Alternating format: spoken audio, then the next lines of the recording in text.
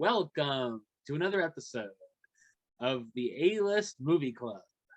I am your host, the Game Changer, Wes Truth. And with me, as always, are Dominic and John. How's it going tonight, guys? It's going good. Good. Right. And of course, this is the show where each week one of us picks a different movie for the others to enjoy or not. And this time it was Dominic's turn. So why don't you tell us a little bit about what you picked? I picked the new age horror film, The Witch. Yeah, that was last episode. That was last week.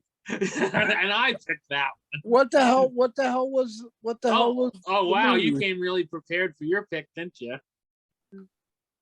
Oh, Dirty Harry. I picked the 1971, I believe, movie, Dirty Harry with Clint Eastwood. It follows a very almost a vigilante type of cop through a series of crimes and adventures. Just like the good old days. Yeah. Okay. Oh, okay. I love this movie. I really do. I watched it when I was really young. I probably shouldn't have watched it when I was that young, and then I've seen it multiple times over the years. I mean, Clint Eastwood is the quintessential cop. He really is. It's just such a classic movie. It gave, it gave us the popular saying, "Do you feel lucky, punk?" I mean, it was a cultural changing kind of movie, I think. Yeah. I'd seen it before when I was younger, probably too young as well.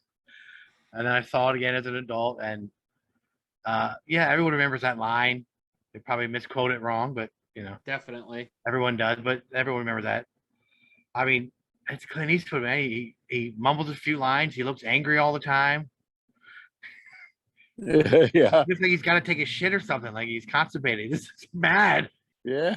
Like he just doesn't have any friends or family. Doesn't like people in general. But like you said, I mean, that's sort of his character. He made it a career. Yeah, I mean, and even in the spaghetti westerns and stuff, I was playing a similar type of character with the man with no name and everything like that. And, Yeah. It's just typical. It's his lane, and that's what he does, and he does it incredibly well. Yeah. And I mean, I don't really see him as like a romantic leading man kind of guy. No offense. I'm like a great looking dude. He's sort of like Stallone, just mumbled a few words, shoot some people, and go home. Like, Call it a day. I think Clint Eastwood's a better actor, much better actor. Oh yeah, definitely, yes. Oh yeah, yeah, and a better director. Much. Yes, but yeah, I mean, I've seen all the parts. I don't remember any of them really. I know I've seen them all. I like this movie a lot. It was really good. It's hard to sort of. I look at it from as a kid in the '80s point of view. So, cop movies in the '80s were like Beverly Hills Cop and Die Hard, and yeah. So this is the '70s. You just had to remember the era, if that makes any sense. Movies were different back then, and the way they talked and the way they said things, like amazing the difference. Yes. But I liked it. I thought it was very good. Classic movie. Good. Yeah, I said Clint was a badass here. That was my first note. As a very charismatic. So this is the first time I've actually seen this movie. And I think I was too young for it.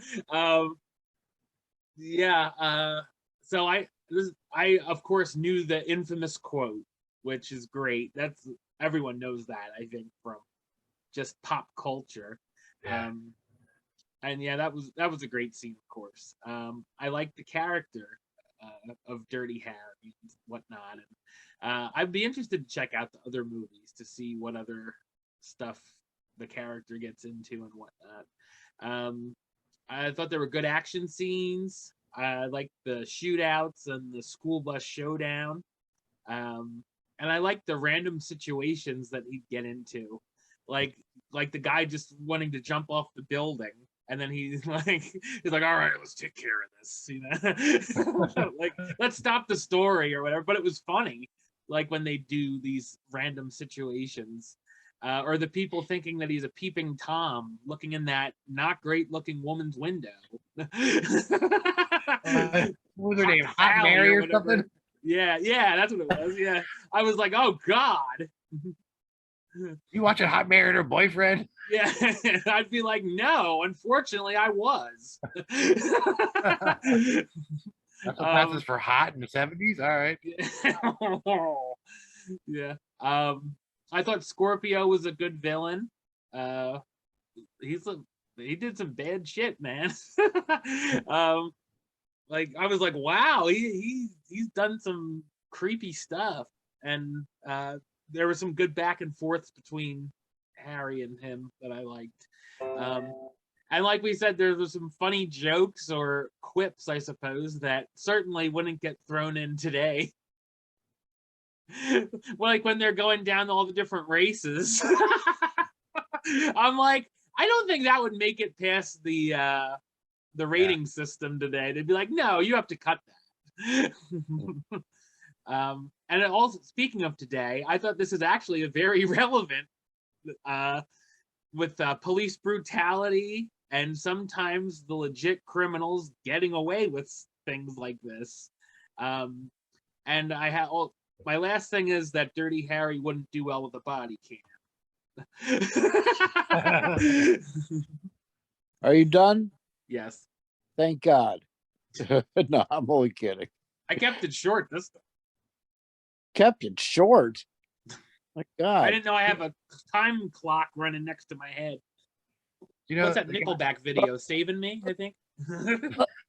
Let's rate this pig. Mm-mm. No. Oh, Trivia. yeah.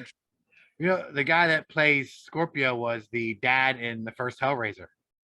Oh, I just recently watched Hellraiser for the first time too. I wanted to watch that. Too bad. Pick it next time, You're a and dick. we'll review it. After this movie was released, Andrew Robinson, who played Scorpio, got death threats, so he had to change his phone number. Oh, wow.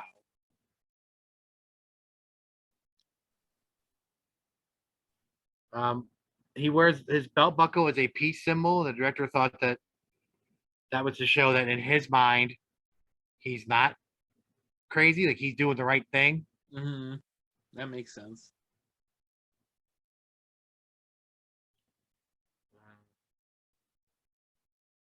Clint Eastwood directed the scene with the guy in the roof that was going to jump. Oh, nice. Yeah. The director was ill, so he couldn't do it. That makes sense. I was gonna say why. He just went like that scene or what? Well, I said it was also be easier for Clint to direct it from up there than the director directing it from the ground. That's true. Yeah.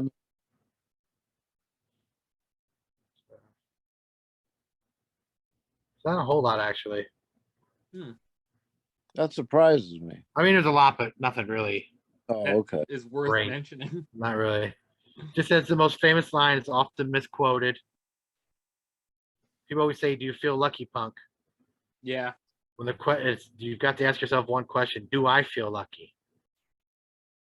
Well, do you, punk? It's the actual line. People always get it wrong. Yeah. I think even like when they quote it and stuff, they always say, "Do you feel lucky, punk?" Yeah. I think that's why I thought that's what it was, because I hear people misquoting it so much. Yeah. Even I misquoted. Yeah. The studio wanted Frank Sinatra. I had heard that. That actually probably would have been good though. Then they offered it to Steve McQueen, and then Paul Newman. Wow. All turned it down. McQueen had just done Bullet and didn't want to do another cop movie. And Paul Newman felt the movie was too right wing. But Paul Newman suggested Clint Eastwood. Yeah, that's a. And how many years later he'd be talking to a stool, No, right. or a chair, or whatever it was. How's it too right wing? I'm not sure. More Law and Order, and Yeah. Yes. All right, I didn't put that much thought into this movie, but okay. Neither did I. I mean, it's just a cop chasing a bad guy kind of movie, like Yeah. a crime drama, I guess they're called, or whatever. Thriller. All right, let's rate this pig. All right. I'll start off. Good movie. Yeah, very dated, but I love it. I'll give it a 9. Yeah, I think it's sort of lived on its reputation more than being an actual classic movie, if that makes sense. Mm-hmm. Like it's so quoted and everyone likes it. That's considered a classic. It's not bad, but it's sort of its time. But I thought it was very good. I think it's an 8. All right. And I will agree with Dominic. And I was going to give it a 9 as well. I think its datedness actually adds to its charm for me. Yeah.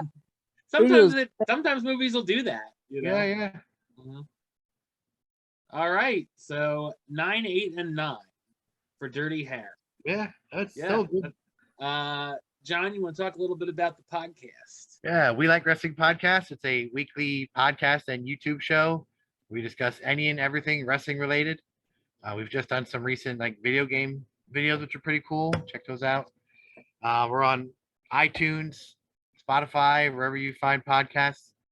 We're on Facebook, Instagram, Twitter, TikTok, YouTube. We Like Wrestling Podcast.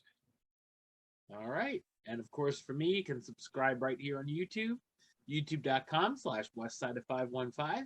Like the show on Facebook, facebook.com/westtruebaylist. And of course, you can follow me on the Twitter, Instagram, and Letterboxd @WesEast. Until next time, truth out.